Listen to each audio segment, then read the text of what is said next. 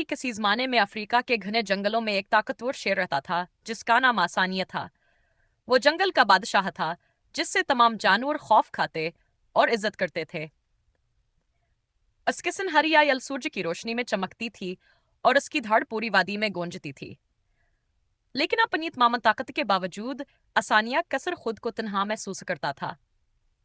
एक दिन जब वो हाइक बड़े दरख्त के नीचे आराम कर रहा था तो उसने एक नर्म सी म्याऊं की आवाज सुनी।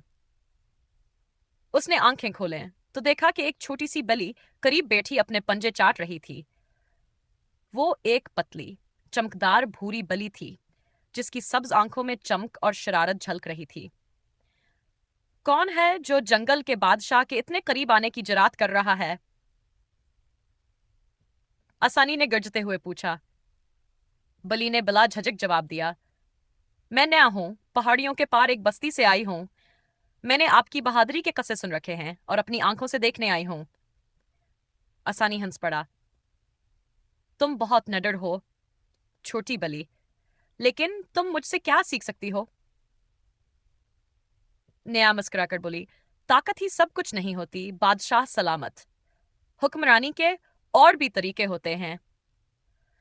आसानी को बिली की बातों में दिलचस्पी होने लगी। तो फिर मुझे क्या सिखाओगी नया? नया ने चालाकी से कहा, आप अपनी धाड़ से दुश्मनों को डराते हैं, लेकिन मैं अपनी होशियारी से उन्हें चकमा देती हूं। अगले कुछ दिनों में आसानिया और नया एक दूसरे के अच्छे दोस्त बन गए।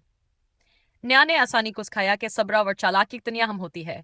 इसने उसे सिखाया कि शिकार के करीब खामोशी से कैसे पहुंचना है, हवा के रुख को किसे पढ़ना है और अपने शिकार को बगैर दौड़ाए करीब लाने का तरीका क्या है। बदले में आसानी ने नया को जंगल के राज बताए कि पानी खुश्क मौसम में कहाँ तलाश किया जा सकता है, खतरे की अलामात किसे पहचानी जाएं और खौफ के वक़्त की से साबित कदम रहना है। एक दिन जब वह दोनों एक पहाड़ी पर बैठे सोर जगरूब होते देख रहे थे, आसानी ने आस्था से कहा, मैंने कभी नहीं सोचा था कि इतनी छोटी मखलूक जैसे ताकतवर शेर को इतना कुछ सिखा सकती है।